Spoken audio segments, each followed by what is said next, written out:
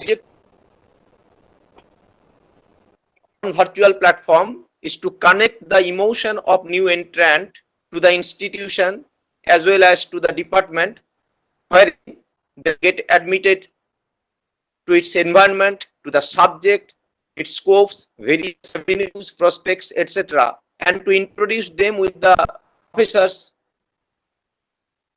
over whom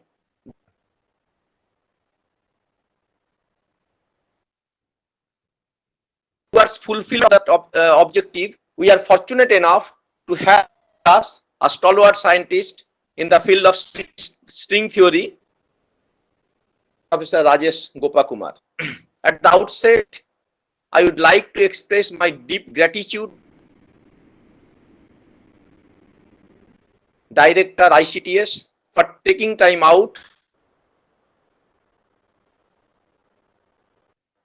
especially arranged for the newly admitted student in the Department of Physics, RKMVC College. To say a few words about Gopakumar is really a very difficult task, as because I am confused what to mention and what not to be mentioned from his innumerable achievements. Anyway, Professor Gopakumar did his MSc Physics from IIT Kanpur in the year 1992, and he received his PhD in physics from Princeton University, New Jersey, USA in 1997 for his outstanding research work theory and string theory. As to professional recognition, awards and fellowships, Gopakumar, I would like to mention a few highlighting amongst his innumerable achievements. He is elected Fellow of the World Academy of Science 2015, Justice of DST, Government of India during 2015 to 2020, GD Birla Award for Scientific Research 2013, the World Academy of Science Prize in 2013, Shanti Swarup Bhatnagar Award in Physical Science in 2009, BM Birla Science Prize in Physics 2004, Swarno Jayanti Fellowship 2006, Department of Science and Technology, Government of India, and a lot more. We all are eagerly waiting to listen from Professor, which certainly be a great and golden for the new entrant in the day one of their graduation course in our college. I don't extend my speech anymore. Once more, my heartfelt gratitude to Professor Gopakumar, and love, affection, and best wishes to all new for taking their course in physics. Have a good journey with this subject, physics. Thank you all. Yes, thank you, Professor Pal and Swamiji, for your welcome to the Ramakrishna Mission Vivekananda Centenary College at Rohara. I am happy to be at least able to join virtually to welcome all the first-year students to your physics program. Like was mentioned, you have just begun on a journey in physics after your school years. So it is a very exciting journey that you have started on, and my best wishes to all of you for this. It's a golden period for your evolution as a scientist, as a human being, as you go through these years of your undergraduate education. I myself have, I know one person very well who is an alumnus of your institution, Arnab Rudro. He had worked with me also when I was in Allahabad as a visiting student and so on. And now he went to Cambridge and many other places and has come back to ISAR Bhopal and taken up a faculty position.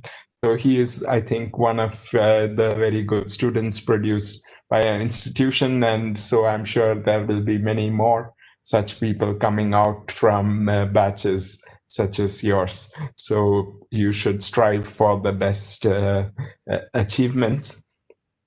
I thought I will just give you a little bit of a very broad bird's eye view of the journey that you are embarking on, at least a part of that journey, just to give you some overall perspective. So this is why I have called it from the very, very large to the very, very small. I hope all of you can see my screen. And so this is a part of the journey of physics, because physics, after all, is a subject of several hundred years. And the frontiers of physics have expanded as humanity's understanding of the universe has increased. And I will I will mostly focus on two such frontiers. One is the very, very large or macrocosmos in the universe, and the other is the very, very small or microcosmos. And mankind has explored now in both these very extremely large and extremely small regimes quite a lot in the last several hundred years. And I will say a little bit about some of the new things and how these two extremes are in some way intimately also connected to each other. I should say that this is only a part of the journey of physics. Hello? This is only a part of the journey of physics, because another frontier of physics is not only the very, very large or the very, very small, but it's also the very complex.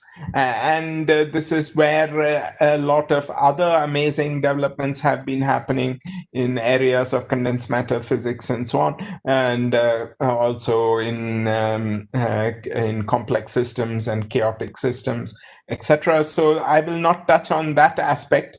I will just speak about these two frontiers, but I just wanted all of you to realize that there are multiple frontiers in the journey of physics, and this is the one that I'm most familiar with and which I will talk about. So, oops.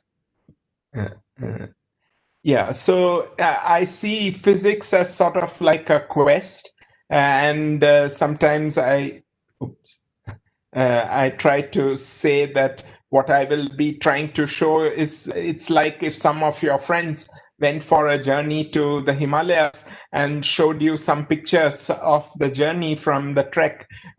So what I will do will be a bit like that, to just show you a few snapshots, but hopefully that will encourage you to make the trek yourself and see for yourself some of the remarkable peaks of the quest of physics. So I sometimes like to say that the journey of physics is a bit like going across the Himalayas. You can go from Kanchenjunga to K2 from one extreme of the Himalayas, several thousand miles, and the scenery is always beautiful, and you come across grand peaks all the time. So that is part of the excitement of this journey of physics. So I will focus on one aspect of this journey, like I said. But before I do that, I just want to say a few words about the laws of physics themselves. So if you let us just step back, and you have all studied in your school years some of the laws of physics. But what are these laws of physics? They are essentially ways in which, out of the enormous amount of confusion that is all around us, we can see, nevertheless, we can see certain patterns, certain regular behavior, certain underlying regularities which are there, even though, of course, if you step outside, go into a city like Kolkata, everything, there's a lot of noise, and there are scooters, rickshaws, everything going this way and that way. You might think there is no order or no pattern in this, but the remarkable thing is that in physics we have an underlying regularities, and the laws of physics consist of identifying these regularities and trying to understand them. And more precisely, you express this understanding in terms of, in the language of mathematics, in terms of some precise laws of nature. This is what the whole journey of physics has been, to identify these regularities and to understand them and express them in the language of mathematics so that they are precise statements which can then be verified. And then you test these mathematical predictions through experiments and see how far the laws hold. So this is every law that you might have learned in school, whether it's the Newton's laws of motion or Archimedes' principle or Bernoulli's law or whichever law you might have encountered. They are all ways in which people have tried to identify certain patterns. So that is one thing I just want you to hold in mind.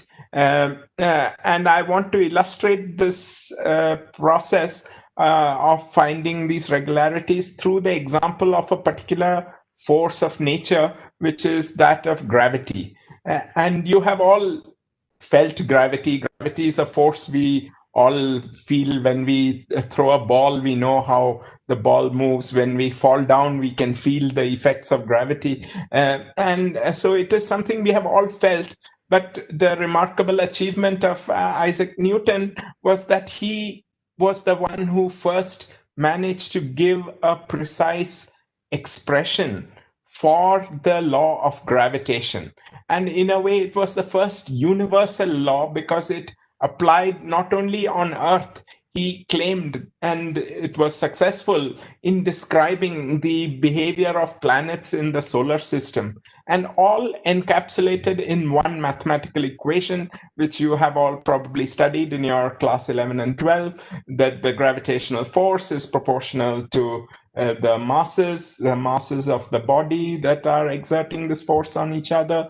It's inversely proportional to the distance between them, and the force is in the direction. It's an attractive force in the direction between the bodies.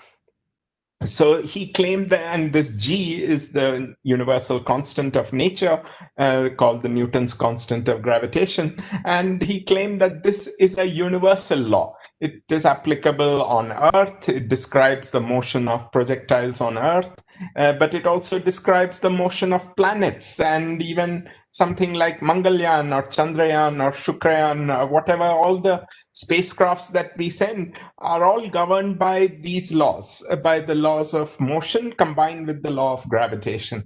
But one of the important things that we have learned since Newton is that this law is only approximately true. When we go to the very, very large, and these are on scales which I will just mention a little later, when you go to the very, very large scales in the universe, you actually learn that Newton's law is only an approximation. It is a very good approximation for describing the motion of our planets and Mangalyaan and so on. And that's why the scientists at ISRO or NASA only need to know this to basically calculate the trajectories of the spacecrafts and planets. But nevertheless, it is when we go beyond the solar system, I will mention that there are circumstances where this law Newton's law breaks down, you see that it is no longer valid because it's only an approximation to a better law. And this is actually another thing I want you to take away, that the patterns that I mentioned in nature, you're trying to capture by a mathematical equation such as this. It will describe the phenomena in a certain domain, in a certain it is maybe good for describing things as long as maybe some conditions hold, or you are in some certain kind of environment. That is where this law holds. So it is important to understand where the law is valid and when it will break down, because all the physical laws, as you keep increasing your domain of experience, as you keep looking into, let us say, farther out in the universe to bigger and bigger scales or smaller and smaller scales, you realize that many of the laws that worked very well are actually only approximate laws which need to be sort of improved or put into there needs to be a bigger law which will reduce to this law in an appropriate limit. And this is what I want to do in using the story of gravity a little bit. And so what is this new description that that sort of goes beyond Newton's description of gravity? And this is the idea of Einstein, that gravity is essentially a reflection of geometry, of the geometry of what? The geometry of space and time together. The geometry of space and time together, Einstein realized, is actually not as simple as the so-called flat geometry or Euclidean geometry that we all study in our school geometry textbooks.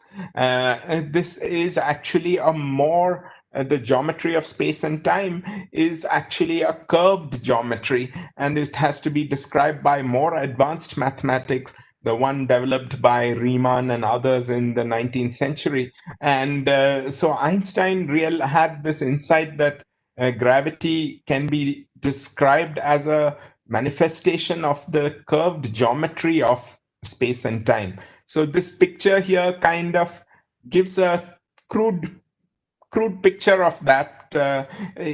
So in Einstein's picture, the gravitational force between a satellite and the Earth is not because there is some force at a distance which is acting. In fact, Newton himself was worried, how does the gravitational force exert itself? Because there is nothing, unlike all other forces where you push something, there's an actual transmission of force. Here, the Earth is 150 million kilometers away from the sun. How does the Earth feel the gravitational force? So this was something that Newton himself felt dissatisfied with his law of motion. But Einstein realized the way it actually works is because what the Earth does or the sun does is to curve the geometry around it. And this is a picture, some kind of a crude picture or a cartoon picture of how that geometry is curved.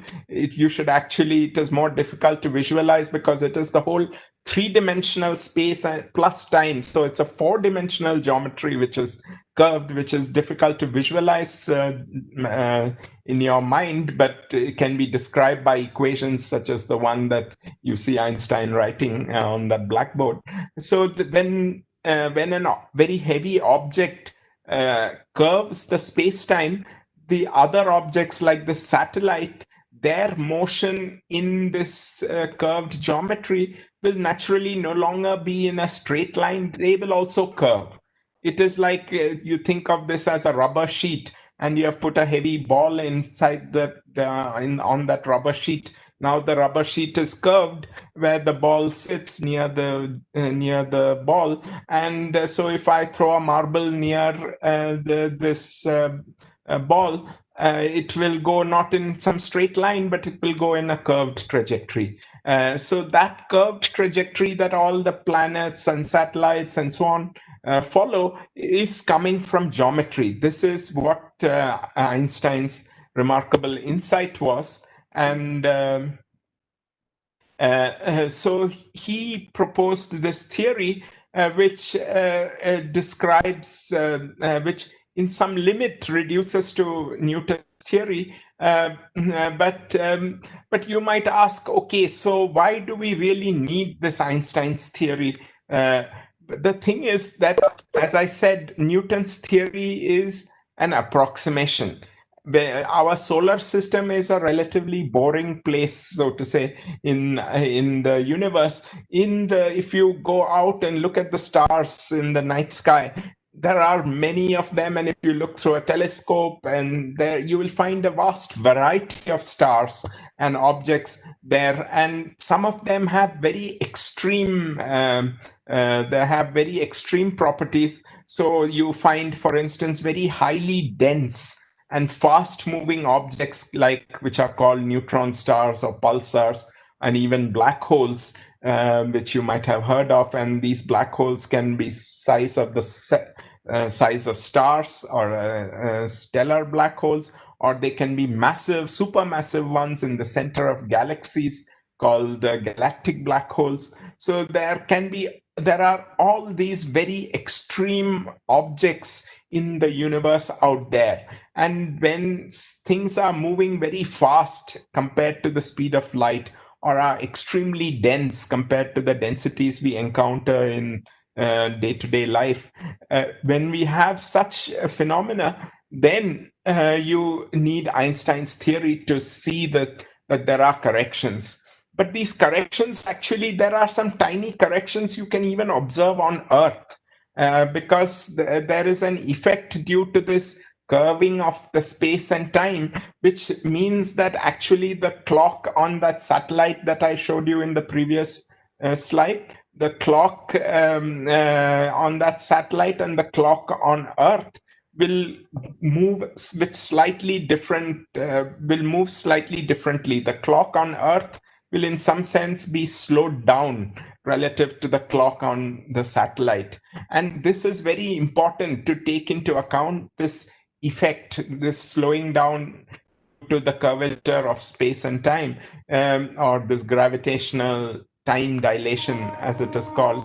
It is very important to take this into account when people use these GPS system in your smartphone. So you have on your, many of you will have smartphone, and they have a GPS system. How does that GPS system work? It works because it sends some signals to some satellites, and it sends it to 3 different satellites, which triangulate your position based on the time it takes for them to receive the signal and back. So they will send a signal to your phone, and your phone will send it back, so they can measure the times and the distances, and then find out your position.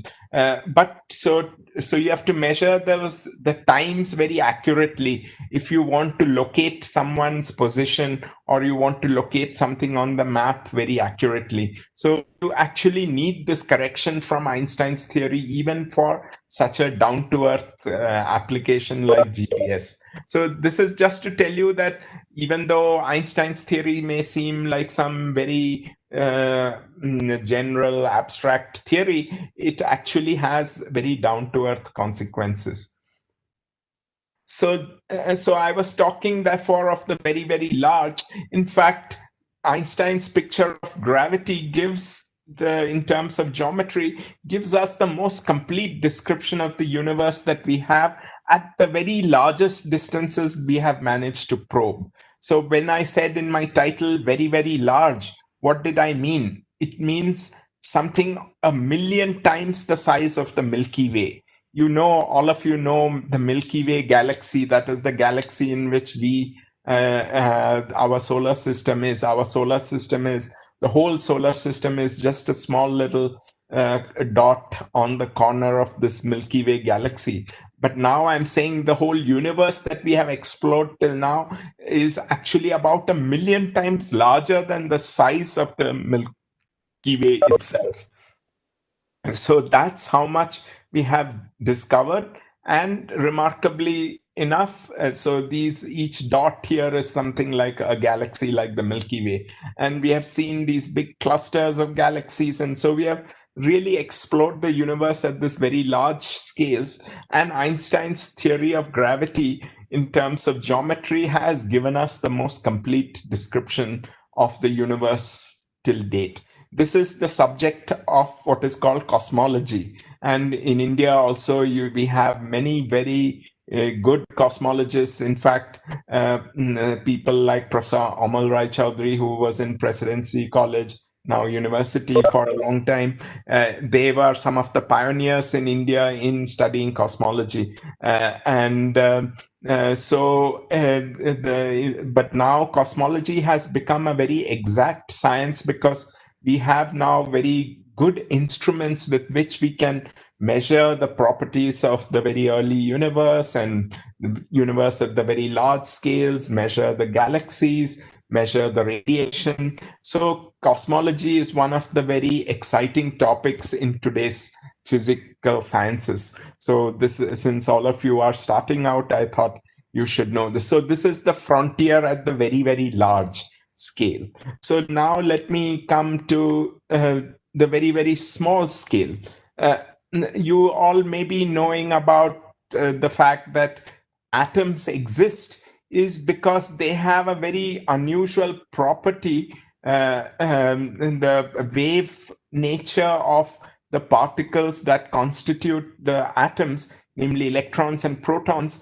In some sense, we think of them as particles, but what the quantum description of nature tells you is that these atoms are these constituents are actually have a wave-like nature, which is why, in fact, atoms are even possible to exist, because otherwise, in a classical description of nature, an electron which is moving around a proton, an electron which is a charged particle which is moving around a proton, actually will have to, it is naturally accelerating because it is moving around in a curved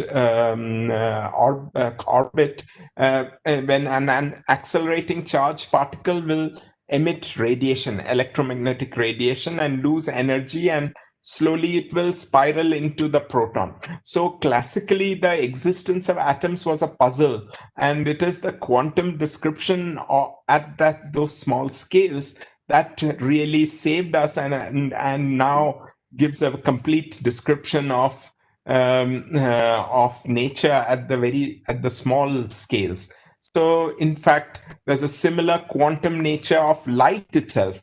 Light we often think of as an electromagnetic wave, but it has a particle-like nature, and that's why when it exhibits that particle-like nature, it's called a photon. So this duality between waves and particles, that all the fundamental objects that we see at the atomic scale, electrons, protons, photons, and other such things, this is an intrinsic aspect of quantum mechanics. In fact, this is a small little cartoon which I like to show, which you see this, it captures this wave particle duality very nicely. You can see WAVE, wave. So if you look at it one way, it looks like light is a wave. But if you look at it another way, you see particle, particle. But you can only see wave, or you can see particles. But the quantum nature is exactly that somehow the quantum description of nature captures the wave and the particle aspects simultaneously. And that's what this sort of exclamation mark also indicates. And again, this seems very unintuitive at first, just like Einstein's theory I mentioned in terms of some curved geometry of space and time. It seems very unintuitive or very abstract, but it had important down-to-earth consequences for the GPS. Similarly, all the quantum understanding that we have of atoms and the behavior of light at the atomic scales, this is the basis of all modern electronics and gadgetry. the computer that I'm using right now, the smartphones with their touch screens, the laser pointers, what have you, they are all coming from understanding the basic quantum nature of the very small, when you go to the very, very small. So and in fact, people say that a lot of the US GDP is based on the laws of quantum mechanics. If you didn't know the laws of quantum mechanics, you wouldn't be able to come up with any of these gadgets that we now take as a part of our own reality.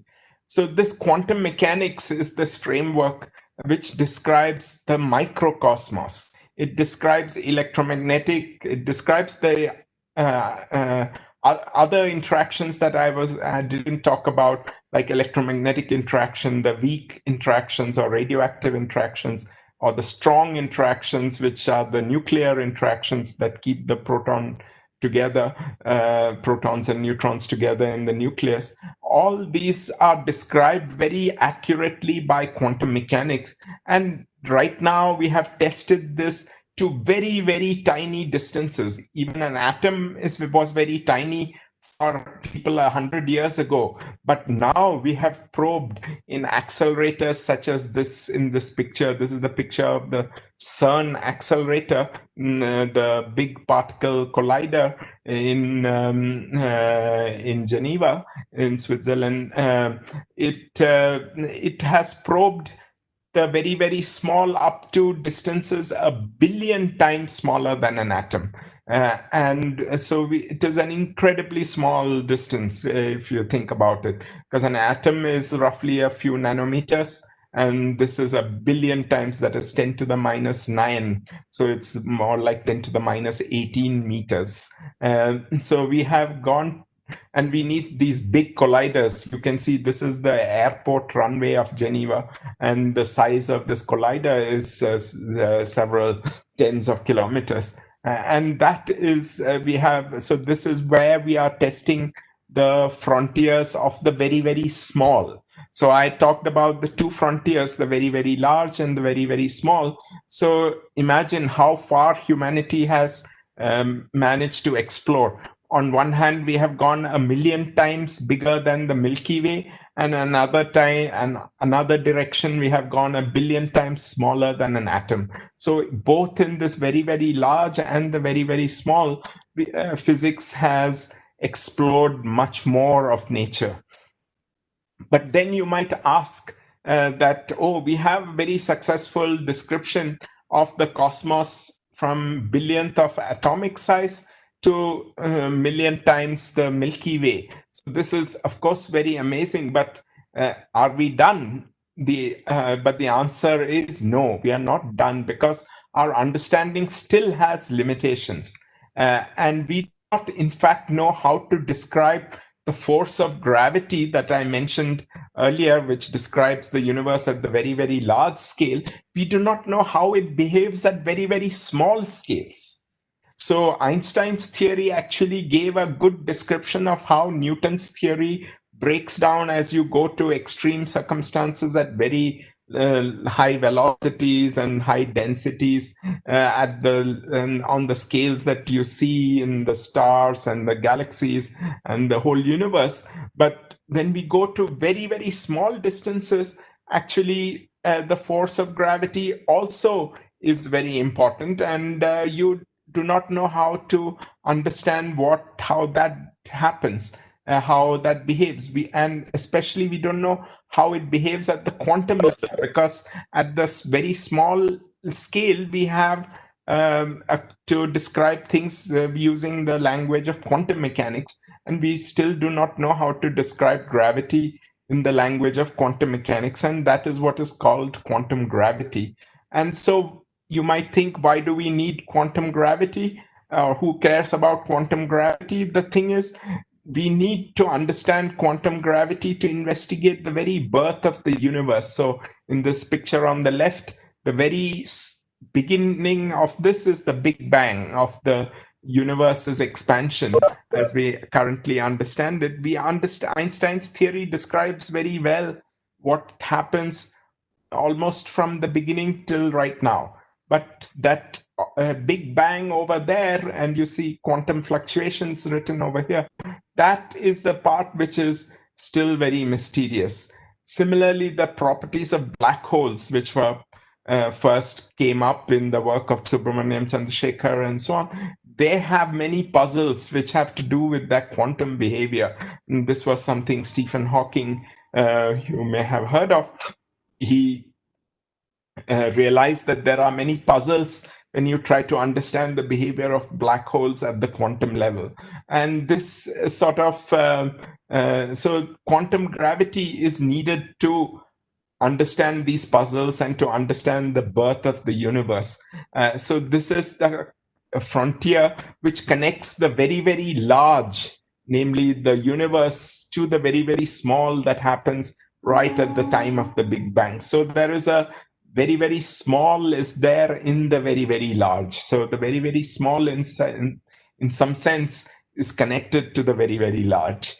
So that's what I wanted to tell you a little bit. And like I said in the beginning, I hope many of you will join in this trek to understand the laws of physics.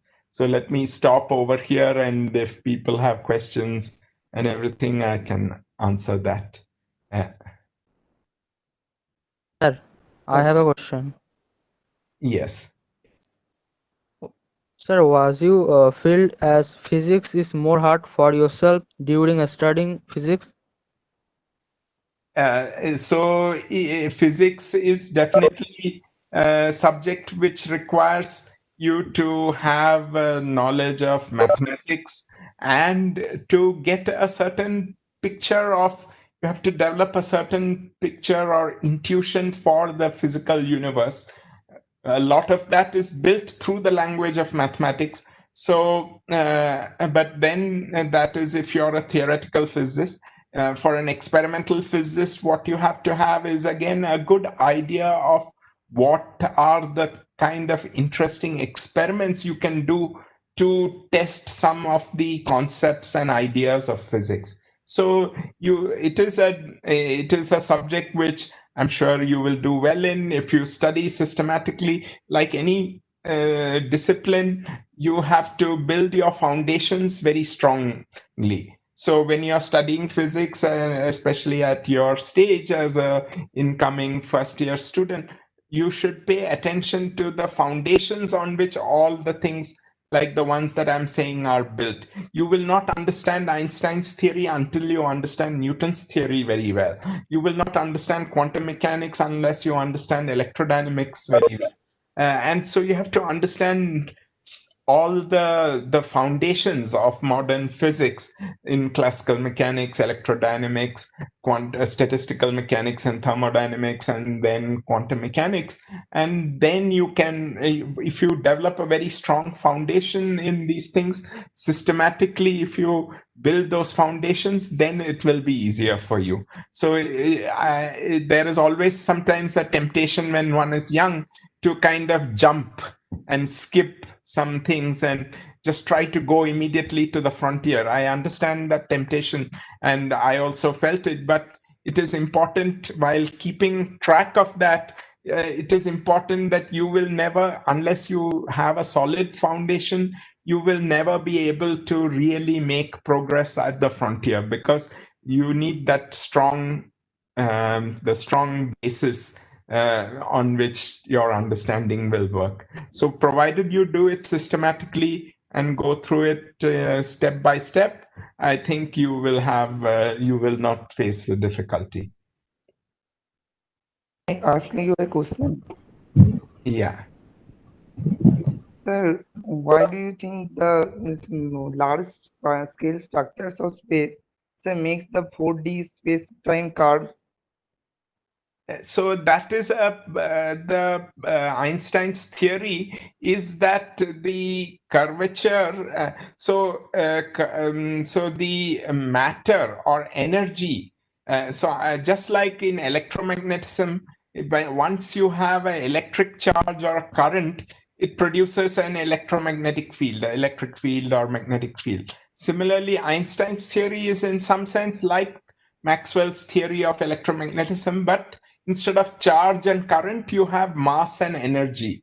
And when there is mass and energy, it produces not electric field or magnetic field, it produces a gravitational field, which is really capturing how the space-time is curved. So the gravitational field is actually a measure of the geometry of space and time. It measures how the distances are. So the more mass there is, the more highly curved the space-time is. So in some sense, it is a statement of that how mass and energy are changing the geometry. So this is the basis of the Einstein's theory. It is like all physical theories, you have to postulate something and then experimentally test that it is true. There was nothing inevitable about it that this is how it had to be, or this must be this, there is no other way. No, it is not like that. In all physical theories, you have to in some sense propose or hypothesize or sort of guess what is the theory and propose a mathematical description of it, and then see whether your real world conforms to that. And in the case of Einstein's theory, we have had by now many tests which tell you that actually you can see the curvature of space-time in many ways, and the black holes really sort of are a place where you actually see this in a very dramatic way. And many other things like gravitational lensing and so on tells you that the geometry is really curved because light rays can bend in this space-time, and you can see, just like bending light rays in a refractive medium, you see that in space-time in the presence of mass and in massive objects.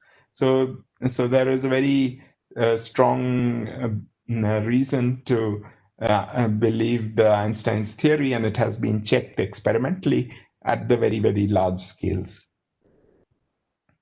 I have a question. Yes.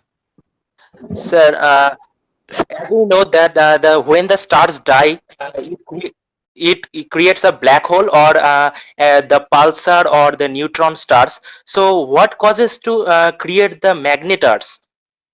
So there are many different kinds of stars, and they are formed at different ways. I mean, there are red giants, some of them form supernovae, some of them collapse by itself, and they have different composition, and because of their different rotations, they produce different kinds of magnetic fields. So it depends from various stars to stars, depending on how they were produced, what kind of composition they have, and what their local environment is, and what their total mass is. All these things determine what they will probably be at the end. So so depending on that, you might get blue dwarf, white dwarf,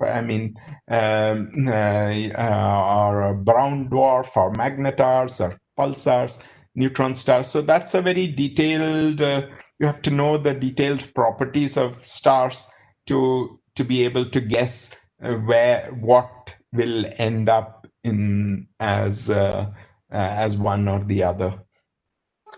Thank you, sir. Sir, I have a question, sir. I have a question.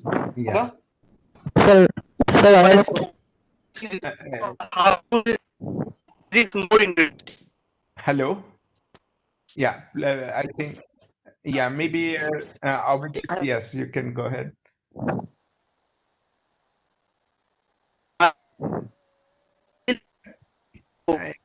I think if one person speaks, maybe first Abhijit and then Tapabrata.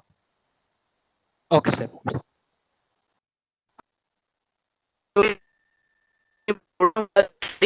Your voice, I can't hear your voice.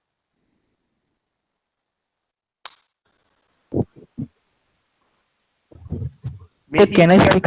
write on the chat box also. Sir, may I speak?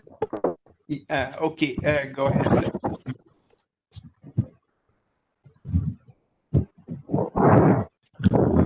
Okay, Mrinmoy. Yes, sir. Yeah. Sir, actually, sir, you want for the famous Gopakumar Papa invariant.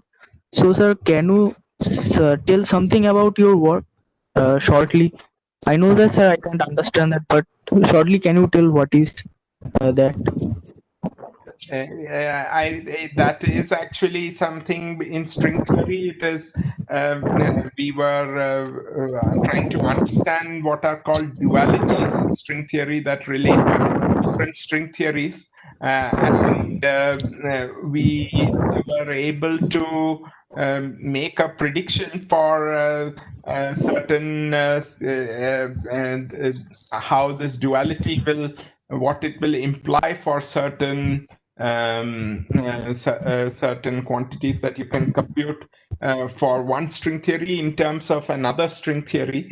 But one of the remarkable things there was that it gave you, it told you that you can write the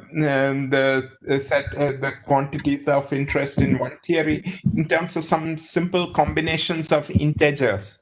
And those integers, so people had not suspected that you could write it in terms of some linear combination of some specific integers. And that is what this thing was about. But yeah, it is very a little technical, and maybe after you have studied more string theory and related things in some years, you may be able to get a better idea of that. But yeah, it's this. So, is string theory quantum related to quantum gravity? Yes, string Or theory aims to give a description of quantum gravity.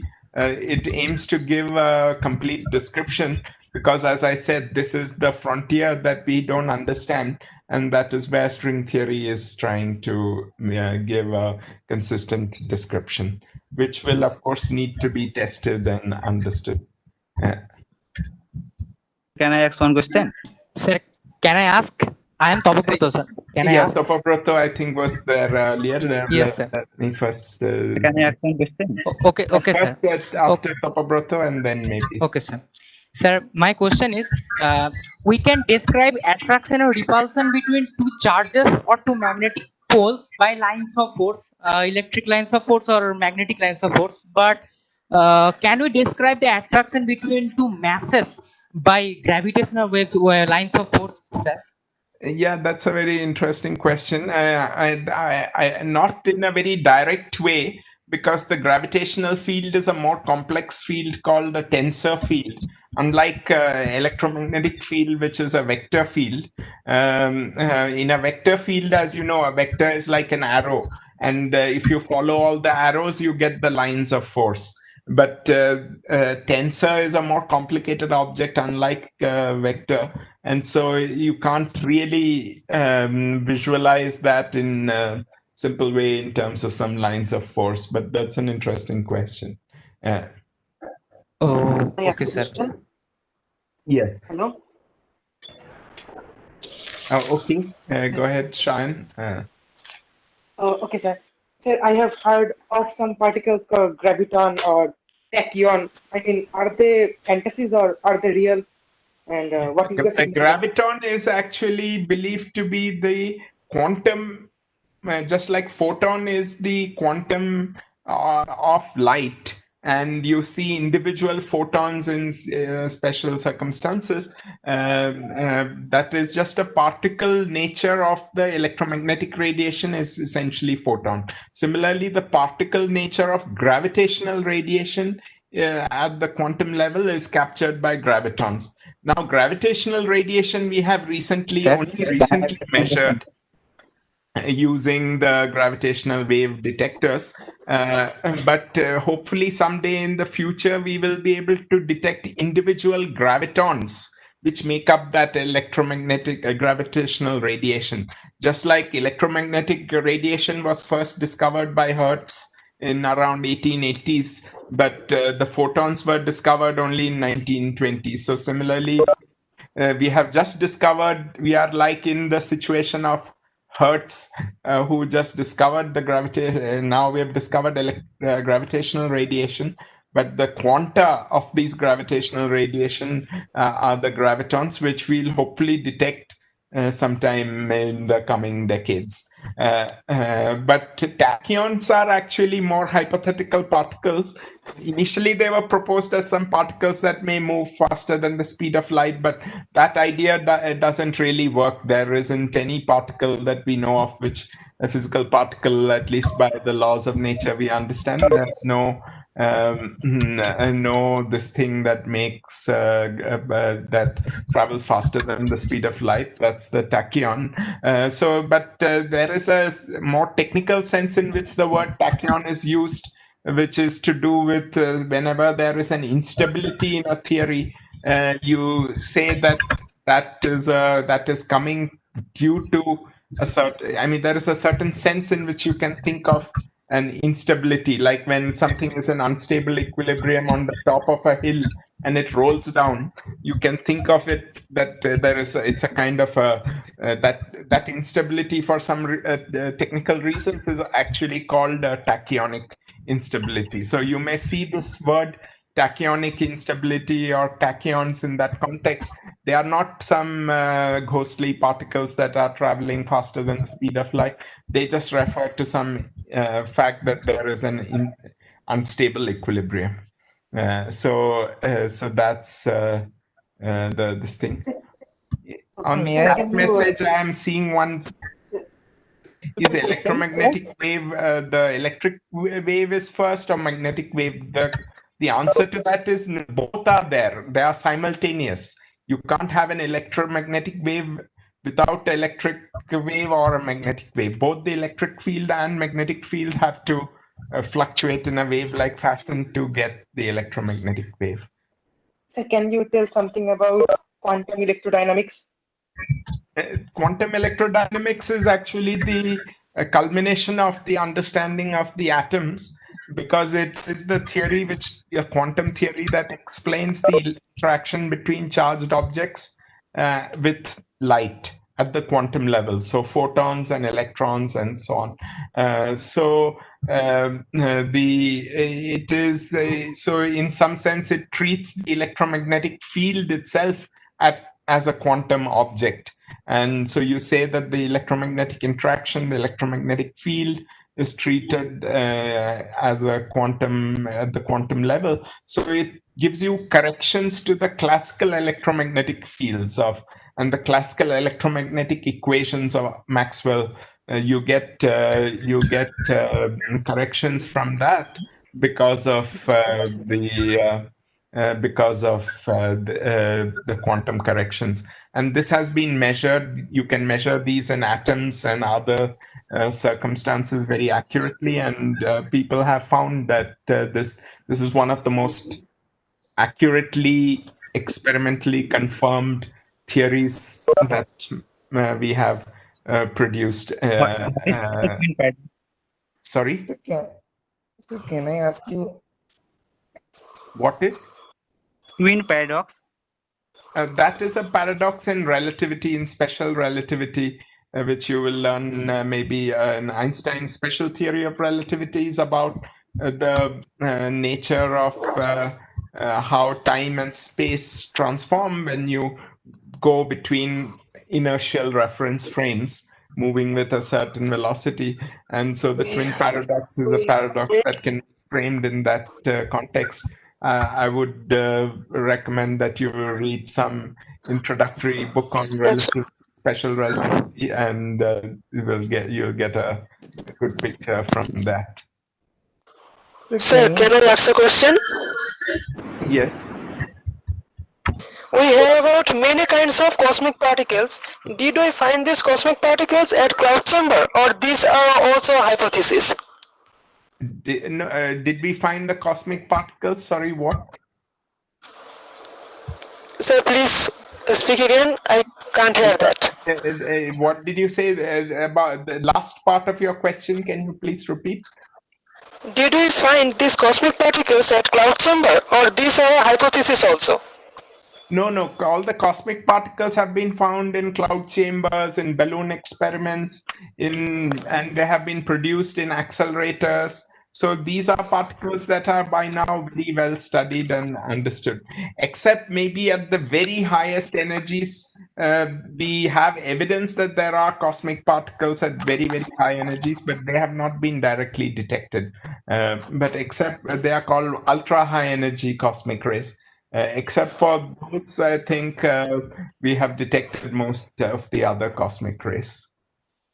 So can you guess the Big Bang singularity? The Big Bang singularity, yeah, there's a question in the chat also, but I think that is one of the things that quantum theory of gravity, quantum gravity that I mentioned, is supposed to address. So one of the things that I showed over here in this picture, this Big Bang singularity, the Big Bang singularity. Oh. Next one question, sir. Is this place in the middle? Sorry, somehow it seems to be shifting. But the origin of this thing here, this is the Big Bang singularity, and this is precisely the place where you need quantum gravity because the densities seem to be growing infinitely large, and the curvature seems to be going infinitely large. So this is precisely where you need to understand. So you need quantum gravity, as I wrote over here, for the birth of the universe. That's the Big Bang singularity. Sir. One number, Sir. Am I Sir. audible? Yes. Can I ask you a question, sir? Hello again. Your voice cannot be heard. Maybe I you ask can you a write question, in sir? the chat message, huh? Can I ask you a question, sir? Sure. You may say in regular life that if you go through a vehicle and look outside of the window, you can say that all the trees, grounds are going backward. That's a simple thing. But if you look at near the horizon, to be that it is actually those portions are going along with you. So how it is happening? Because we have the explanation of going backward in terms of the reference frame and so on. But why the things that are near to the horizon, it's actually going along, seems to be along us to the vehicle. I think that is just in some sense an optical this thing. The things that are very close to us, we actually see that they are going out of our because the closer they are, the angle that they subtend in our eyes becomes larger. And so even a small motion will subtend a large angle and it will move further and you can see it going back. But when something is very far away, like a mountain very far away, then even when you're moving, it's roughly staying at the same place. But since you're moving, you get the feeling that it is, relative to you, it is staying at the same place because the angle, relative to your eyes, it seems to be more or less at the same thing because the small amount of distance that you're moving doesn't change the angle that it is making to your eyes very much. And so because it seems almost fixed with respect to your eyes, and since you are yourself moving, it seems as if you get an illusion that it is moving with you. Sir, can I ask a question, sir? Yeah, well, I would just wanted to. There are a couple of questions on phosphine gas in Venus. I just wanted to answer that by saying that I myself don't know, and I know as much as you in the sense that this is not my area, and I know about this from only the popular from the articles that have been written about it. But it's a very interesting discovery that there is this phosphine gas, but people are not very sure whether it can only come from some biological processes or it might have been produced by some other chemical processes that we still don't understand. So until that is settled, we don't really know the answer. Sir, can I ask you a question? Yes. Sir, will we feel any kind of boredom while studying physics, or how will we make physics more interesting? Boredom is always inevitable, and in a way it is a bit, of course, depends on your own state of mind. Even the most interesting things can sometimes seem boring, and the most boring things can sometimes seem interesting. It depends a little bit on the attitude that you take and your frame of mind. So if you are a kind of cheerful personality who's more the positive side of things, then even when something is a little bit tiresome, and there will be always when you have to do calculations and something, there will be some very tedious things. You have to develop a motivation to do that and to see that is part of the gaining that understanding. So at some level, even if there are some things that you find boring, try to always look for what is unusual and interesting. So in a way, it depends a lot on the on how you look at things. So that's what basically the boredom is a function of your attitude. Sir, sir, I have a question. Sir, we know that our universe is made of matter and antimatter. So we only see the matter. So where did all the antimatter go? So the current the explanation that currently we don't have a complete answer yet, but I think the explanation that is currently the most compelling one is that the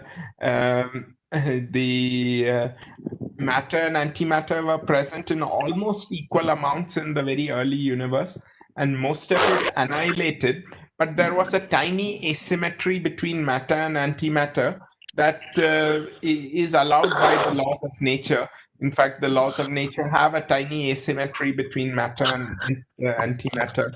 And so, even in one part in a billion, if there was more matter than antimatter, after everything annihilates, only that one part in a billion will be left behind. And that is what we see in the visible universe is perhaps just that little residue. So the little asymmetry that was there. So can I create antimatter? Sorry? Can I create antimatter? Yeah, you can locally create, and people do it every day in labs and accelerators. You can, and cosmic rays, in fact, when they bombard the Earth, they produce antimatter locally. But those would be like one positron, one antiproton, a few such particles. Of course, in big accelerators like the CERN accelerator that I showed, people produce antiparticles in large quantities. But still, it is they are still small compared to Avogadro number. Sir, we describe the birth of electromagnetic wave by Maxwell's equation in electrodynamics. So can we explain the birth of gravitational wave by the equation of Maxwell in gravitational field? No, not Maxwell in gravitational field. It is like Einstein's equations are like Maxwell's equations. There's a similar Einstein's equations are more complicated than Maxwell's equations, but if you can write it in a way which is quite similar, and when the gravitational field is very weak, it reduces to a kind of wave equation, just like the wave equation that describes electromagnetic radiation. So in a certain limit, Einstein's equations give rise to the wave equation, which is similar to the wave equation of the electromagnetism. Okay, sir. So can I ask you? Sir, I have a text question in the chat, sir, please. Okay. Yeah. Sir, what is there are many questions. Yeah. So. Yeah, this is no, not about matter. And okay. Yeah, I think you have to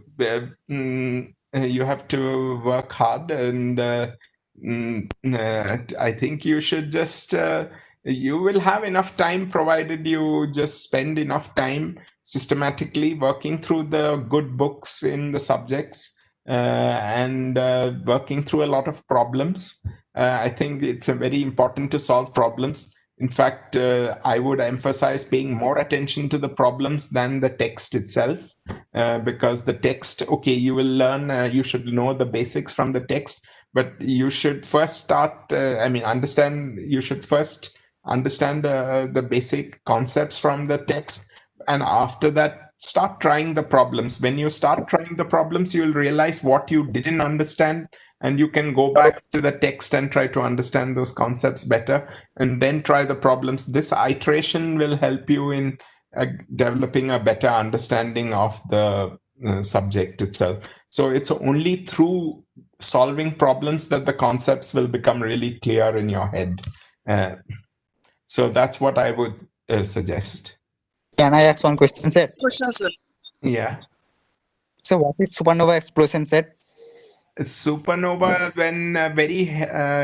when a star becomes a massive star, sometimes what happens inside a star, this reason stars burn, emit light, is because there are these nuclear processes going inside, nuclear fusion going on inside, and that generates a lot of the energy which comes out, but it also generates a certain pressure which is counteracting the gravitational pull of the object, because the gravity is always trying to pull the object inside, but the pressure generated by the nuclear fusion process is pushing it outside.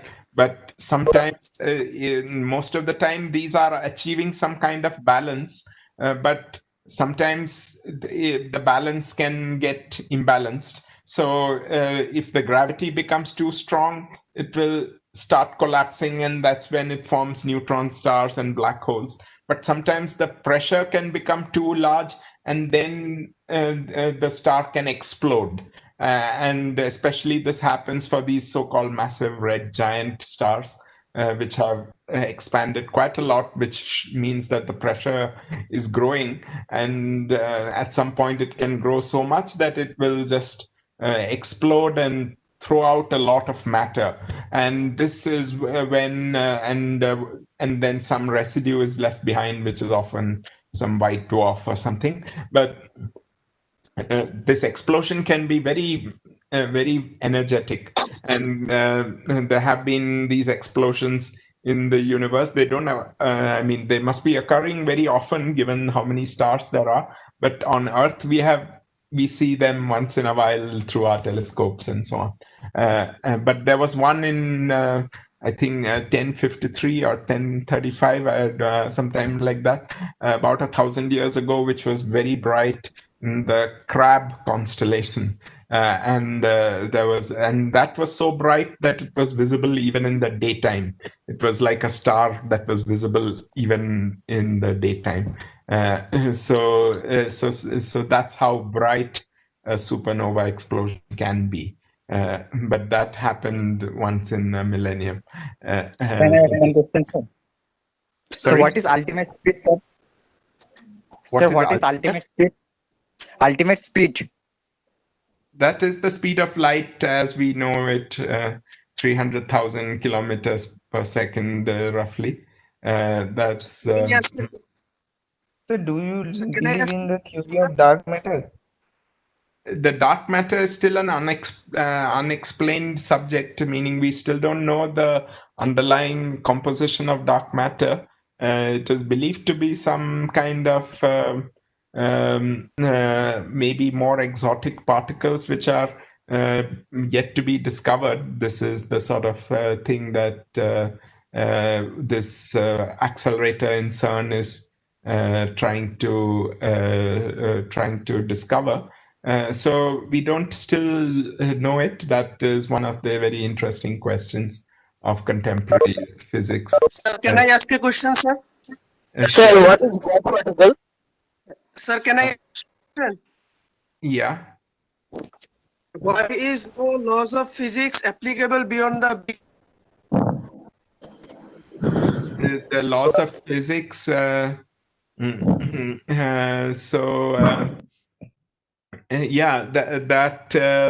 I mean, we don't we need to understand this thing.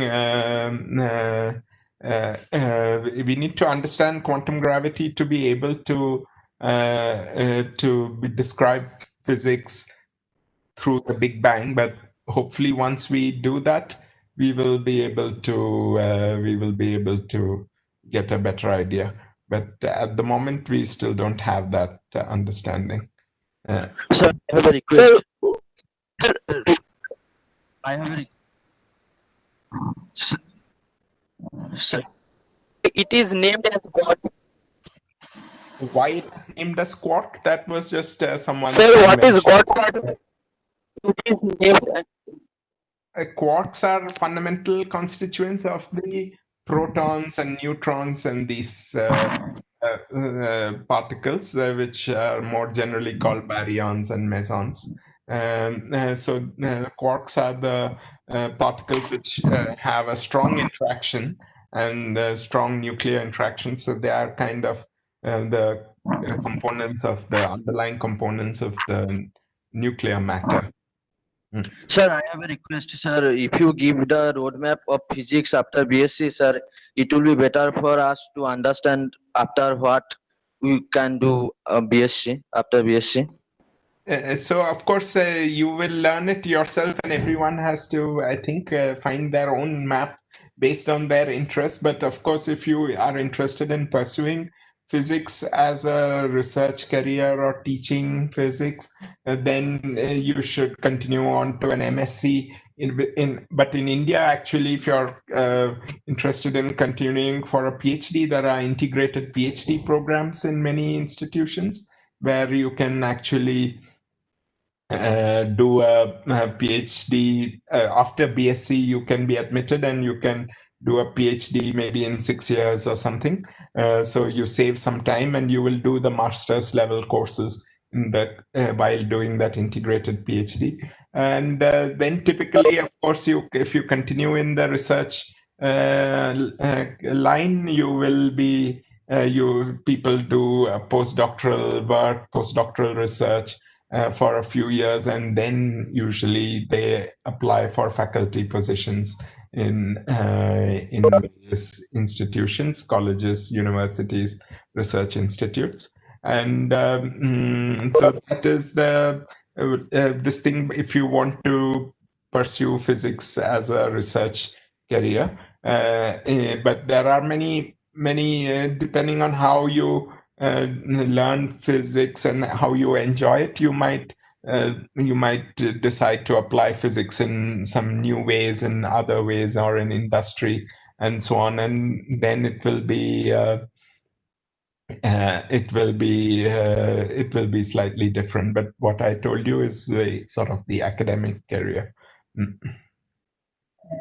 Yeah, I think I should be. It's now 9 o'clock, and I should be leaving now. Yeah, I think it was very good to interact with all of you. I hope that all of you will study well and study hard. Question I have posted in comment section. Please visit, sir. Sorry. Sir, I have posted a question in comment section. Please check. I'm sorry. Right now, I have to leave. I think I'm sure you will have many opportunities. Sorry. Students are telling that sir has busy person, so he has to leave because just after a meeting he entered.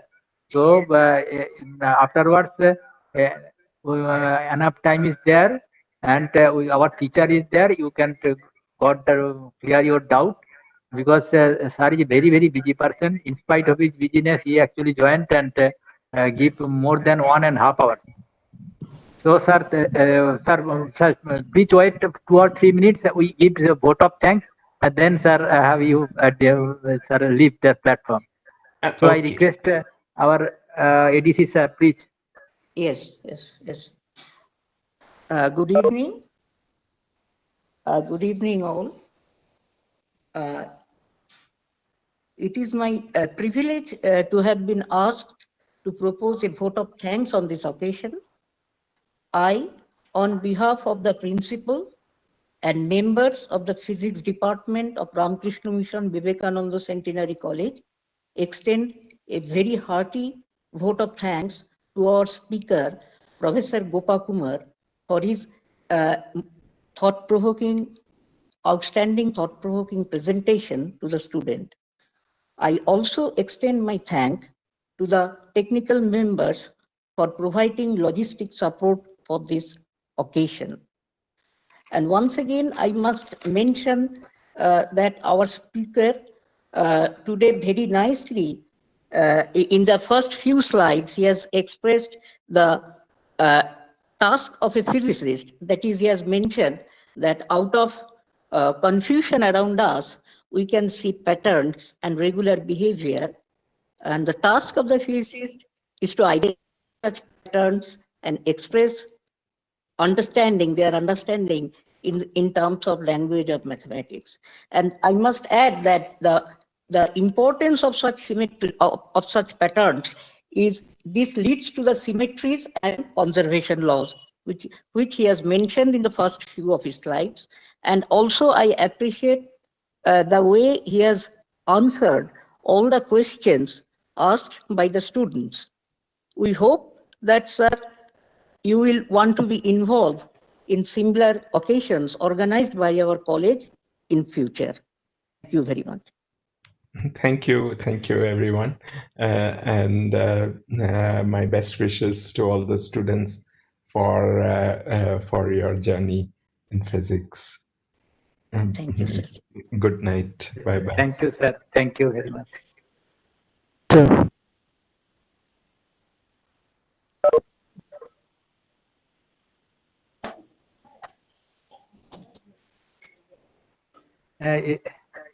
Epi sir. Hello. বলুন। Hello. বলুন। হ্যাঁ, এই ছেলেরা আছে তো, sir তো বেরিয়ে গেছে। হ্যাঁ।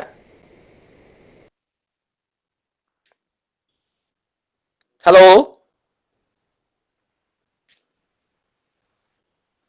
হ্যালো। হ্যাঁ, শুনতে পাচ্ছি। আমি বলছি স্যার তো বেরিয়ে গেছে, ছেলেদের একটু দু একটা ওয়ার্ড বাংলাতে বলে দিন। আপনি একটু বলে দিন, এডিসি স্যার বলে দিন, তারপর লিভ করে দেন। আচ্ছা আচ্ছা আচ্ছা। তো ওদের তো আমরা দেখতেই পেলাম না এরকম একটা প্যান্ডেমিক সিচুয়েশন।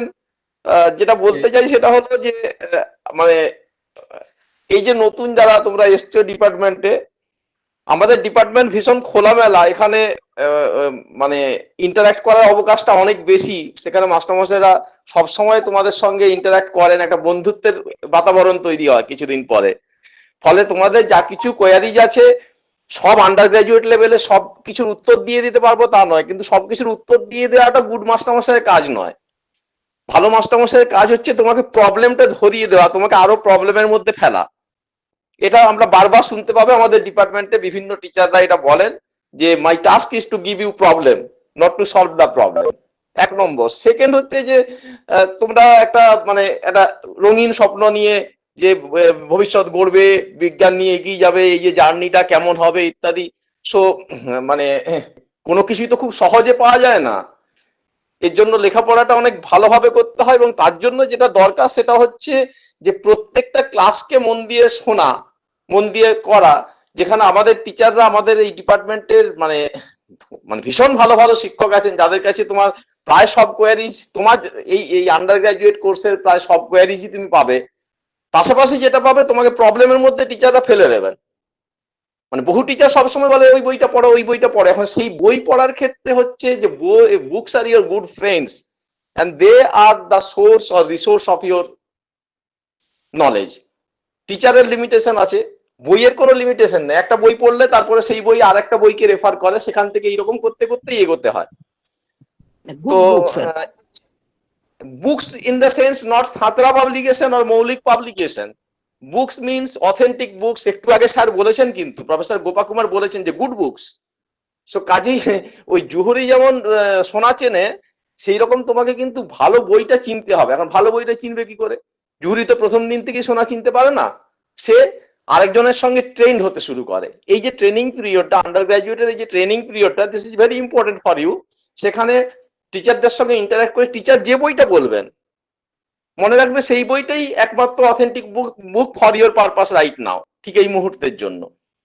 ফলে কখনো ওই সাঁতরা পাবলিকেশন, মৌলিক পাবলিকেশন, দেবাশিস পাবলিকেশন এই সমস্তের মধ্যে যাবে না। যা টিচার বলবেন সেইটা পড়বে। আর যে কারণে বারবার এই যে হোয়াটসঅ্যাপ গ্রুপের মধ্যে স্যার কি বই, স্যার কি বই, স্যার বুক লিস্টটা দিন। আরে তুমি কি প্রাইমারি স্কুলে পড়ো যে বুক লিস্ট হয়? Book list is your library, book list is your মানে ইন্টারনেট হাইওয়ে, যেখানে তোমার নলেজ খোলা আছে, তোমার একটার থেকে আরেকটা যতটা খুশি তুমি জানতে পারো। কাজেই টিচার যখন ক্লাসে পড়াবেন, তিনি সেই জায়গাটার জন্য যে বইটা রেফার করবেন, সেই বইটাই হচ্ছে তোমার সেই সময়ের জন্য বই। আবার পরের চ্যাপ্টারের জন্য অন্য বই রেফার করবেন। এখানে কোনো স্ট্যান্ডার্ড বুক একটা বইয়ে তোমার সারা জীবনটা চলবে না।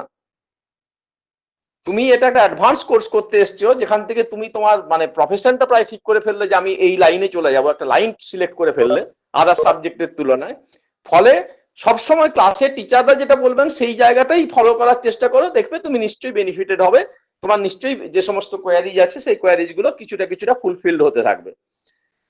আর ওই চ্যাট বক্সের মধ্যে অথবা হোয়াটসঅ্যাপের মধ্যে স্যার আজকে কি, স্যার ওই বইটা কেমন, সেই বইটা কেমন, স্যার ওইটা কি, সেইটা কি, এই সমস্ত লেখার কোনো প্রয়োজন নেই। কদিন ক্লাস করো, দিন 10-15 ক্লাস করলেই তুমি দেখবে যে টিচারদের তুমি বুঝে ফেলতে পারবে তারা কি বলছেন। আর সবচেয়ে বড় আমাদের ডিপার্টমেন্টের একটা বড় সুবিধা হচ্ছে যে টিচাররা ভীষণ ফ্রেন্ডলি। তুমি ক্লাসে বুঝতে পারলে না, তুমি অ্যাডিশনালি তুমি পার্সোনালি তার সঙ্গে ইন্টারঅ্যাক্ট করো, দেখবেন তিনি ইন্টারঅ্যাক্ট করছেন। কিন্তু ইন্টারঅ্যাক্ট করা মানে হচ্ছে তুমি একটা প্রশ্ন লিখে পাঠিয়ে দিলে, কোশ্চেন লিখে পাঠিয়ে দিলে তিনি তার উত্তরটা স্ট্যান্ডার্ড লিখে দেবেন, এরকম হয় না। স্ট্যান্ডার্ড উত্তর বলেও কিছু হয় না। সায়েন্সে পুরোটাই ইনোভেটিভ। একই জিনিস can be approached in several wedge.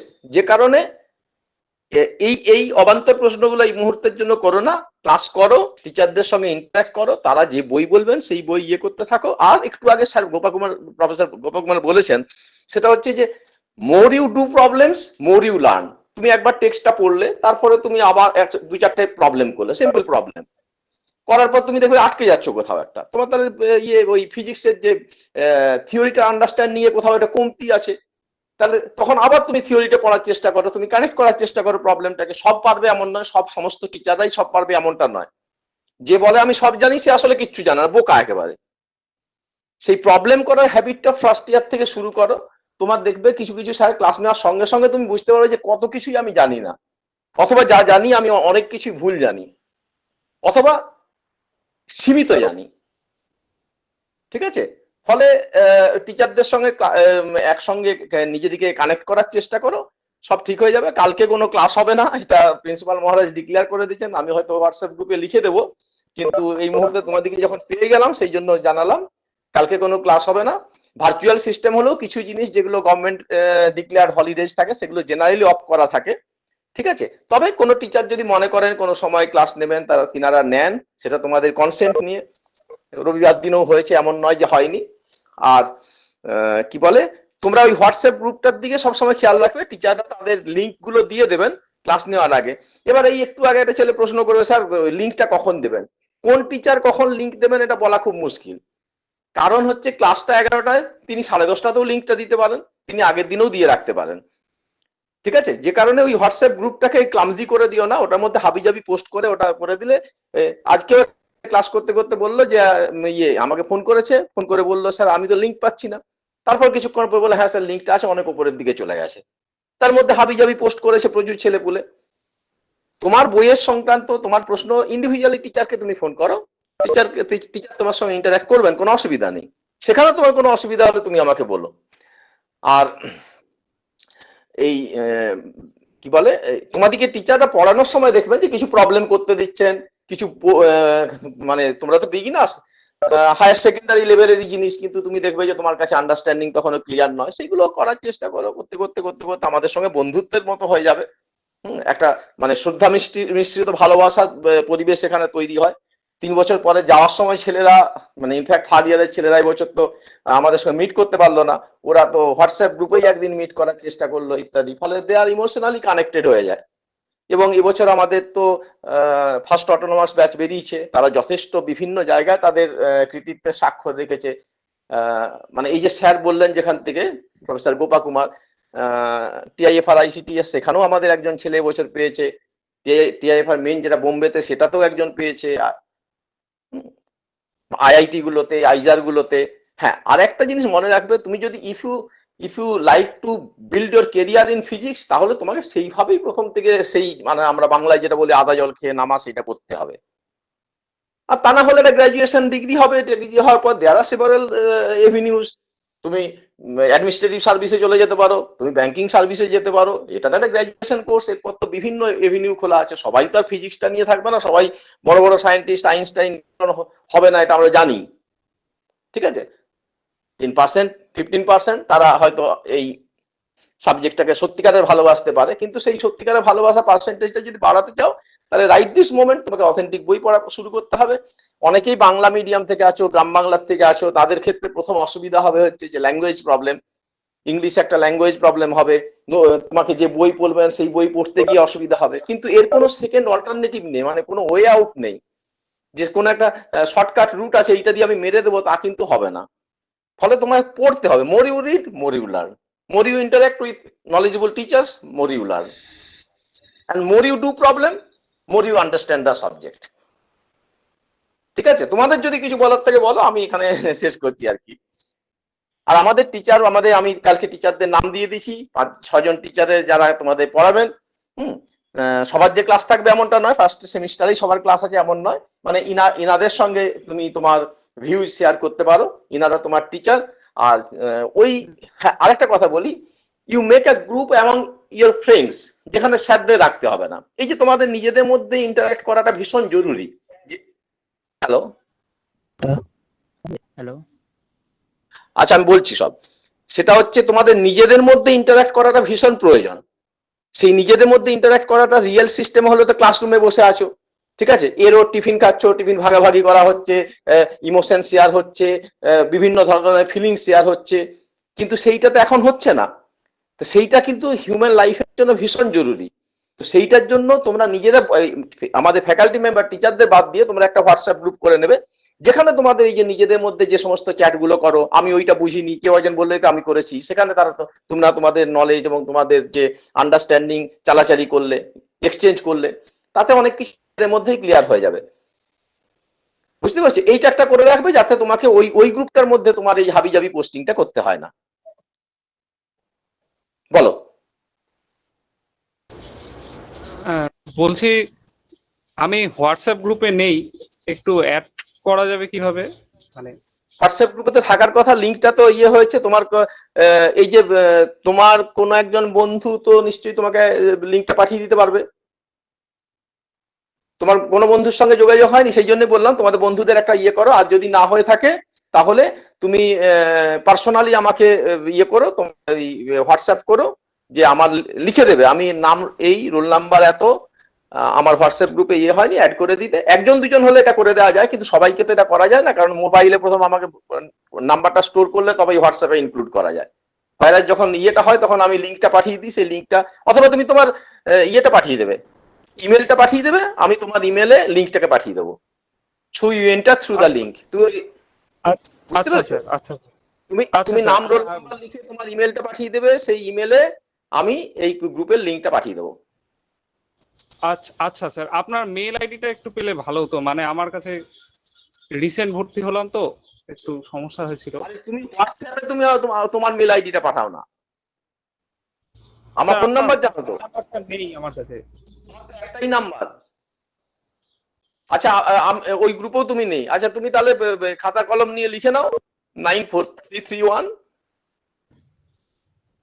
94331 735 48।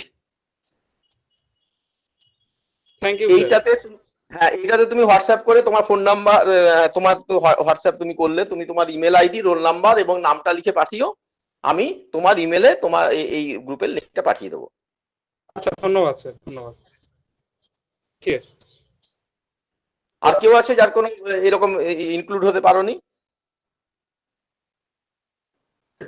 আমি স্যার রোল নাম্বারটা এখনো স্যার পাইনি, মানে রোল নাম্বারটা তোমাকে কলেজ থেকে জানতে হবে, রোল নাম্বারটা আমার কাছে নেই, রোল নাম্বারটা আমার কাছে নেই এই মুহূর্তে। দিন ওয়েট করো, তোমাদের নাম আর রোল নাম্বার ওই গ্রুপে আপলোড করে দেবে, একটু চলছে প্রসেস, পেয়ে যাবে দু একদিনের মধ্যে।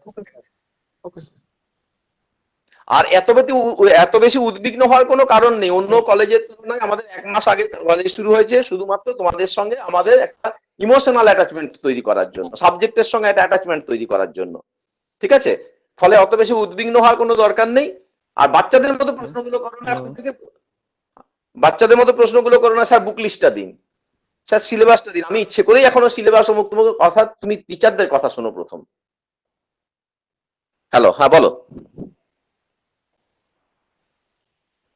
বলো, কে বলছো? স্যার একটু নেট প্রবলেম হচ্ছে। হ্যালো,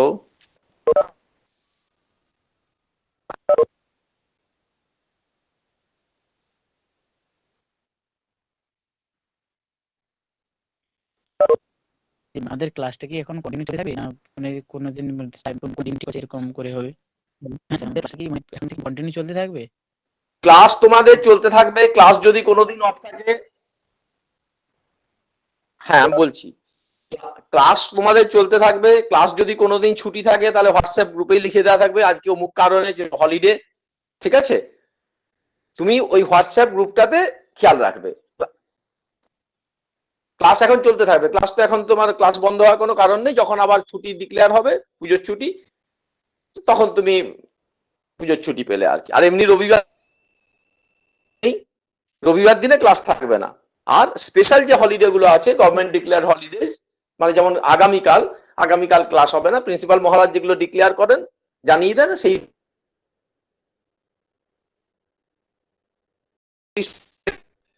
কিন্তু এখন তো ওনার পক্ষে এটা ইয়ে করা সম্ভব নয়। উনি যেটা করেন আমাকে জানিয়ে দেন, আমি হোয়াটসঅ্যাপ গ্রুপে লিখে দেবো যে আজকে ক্লাস হবে না, ঠিক আছে? এবার এই ক্লাস না হওয়ার ব্যাপারটাও একটা বলি, সেটা হচ্ছে যে ক্লাস না হওয়া মানে হচ্ছে এরকম নয় যে স্ট্রিক্টলি ক্লাস হবে না। মানে কলেজ ডিক্লেয়ার করা হয়েছে, তোমরা মনে করো ইন্টারেস্টেড হলে কোনো স্যার বললো যে ওই দিন তো ছুটি আছে, 1 ঘন্টা ইউজ করে নেওয়া যেতে পারে, তোমাদের সঙ্গে একটা পরিচয় হয়ে যাবে আর একটু পড়াশোনাও হবে। সেটা যদি তোমরা এগ্রিড থাকো তাহলেই সেই ক্লাসটা হয়। সেখানে যদি কোনো একজনও বলে যে না আমার ওই দিন ছুটির দিন আমার একটা প্রোগ্রাম করা আছে, তাহলে আমরা ক্লাসটা ড্রপ করে দিই।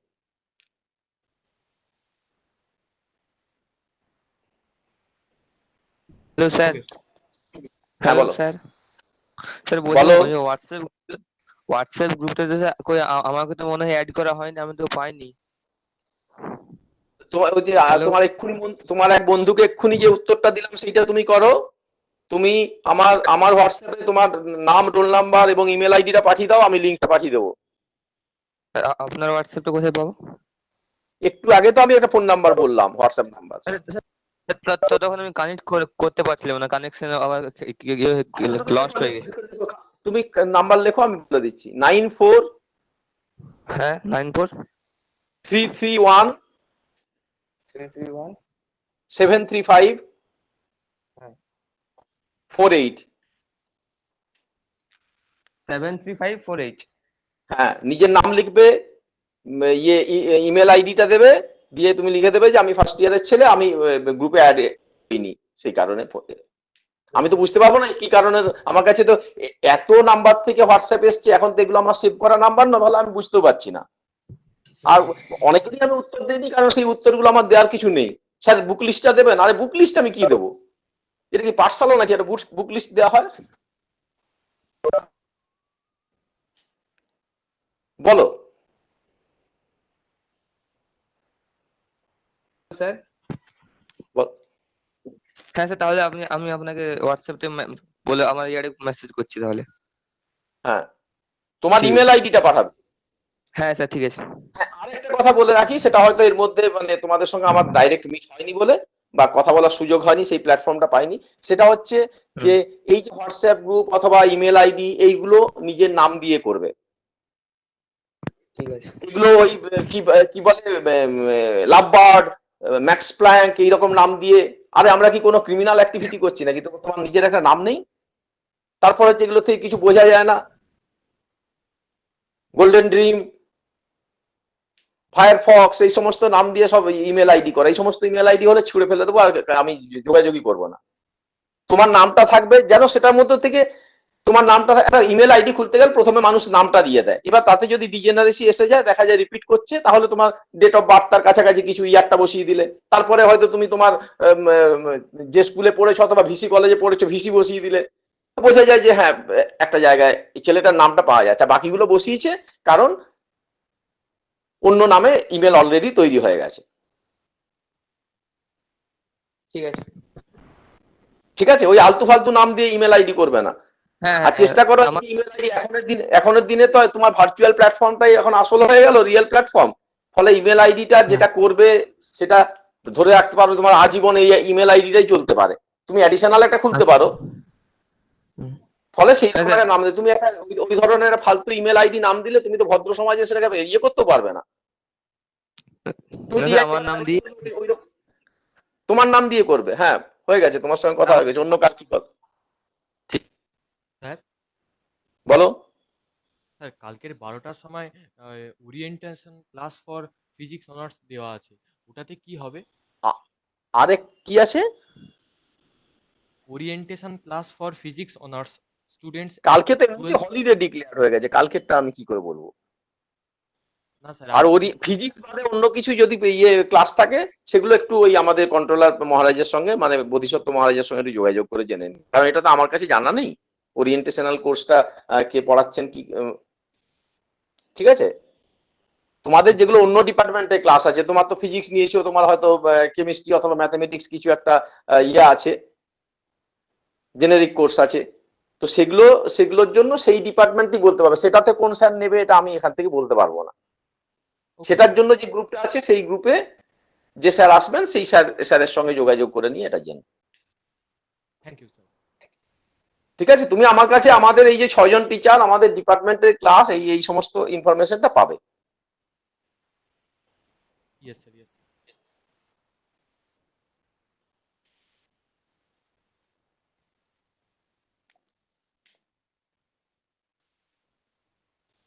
তাহলে আর কারো কোনো প্রশ্ন নেই? খুব ভালো লাগলো তোমাদের সঙ্গে একটা অন্তত মানে একসঙ্গে মিট করা গেল। তোমাদের বোধহয় সকালে ক্লাসও হয়েছে, এবং সেই ক্লাসে টিচারদের সঙ্গে নিজেদিকে কানেক্ট করার চেষ্টা করো, সাবজেক্টের সঙ্গে কানেক্ট করার চেষ্টা করো, দেখবে খুবই ভালো লাগবে। কি এপি স্যার, কি আমরা শেষ করব নাকি, কি বলেন? হ্যাঁ, আমার ওই ছাত্রদের কিছু বলার না থাকলে আমার আর কিছু বলার নেই, ওরাই এক এক করে কি বলছে, আমার কিছু বলার নেই আর বিশেষ। হ্যাঁ, না ওদের ওদের আর কিছু আছে কিনা বলো, স্যারকে বলে দাও আর কিছু যদি থাকে। আরো আরো আমি তো আমার কম থাকবে, 3 বছরই থাকবে তোমাদের। হ্যাঁ, আমি একটা কথা বলি, আর বাড়ানোর কোনো দরকার নেই। আমি ফোন নাম্বার দিয়ে দিছি, সেইখানে হোয়াটসঅ্যাপ করবে যখন, তখন তুমি তোমার ডিটেলটা লিখে পাঠাবে যে আমার এই অসুবিধা, সেটা যদি আমার এখতিয়ারের মধ্যে হয় আমি সলভ করে দেওয়ার চেষ্টা করব, যদি না হয় তাহলে আমি সেইটা বোধিসত্ত্ব মহারাজকে ফোন করে বলবো একটা ছেলের এই অসুবিধা হচ্ছে। ঠিক আছে, সো আমার মনে হয় আজকে বোধহয় বন্ধ করা ভালো। সবাইকে অত্যন্ত শুভেচ্ছা জানাই, কলেজে অভিনন্দন জানাই, অভ্যর্থনা জানাই, ভালোভাবে পড়াশোনা করো। ঠিক আছে, তাহলে স্যার আমরা লিভ করি তাহলে। হ্যাঁ হ্যাঁ হ্যাঁ হ্যাঁ, ঠিক আছে, গুড নাইট, সবার জন্য শুভেচ্ছা রইল। ওকে।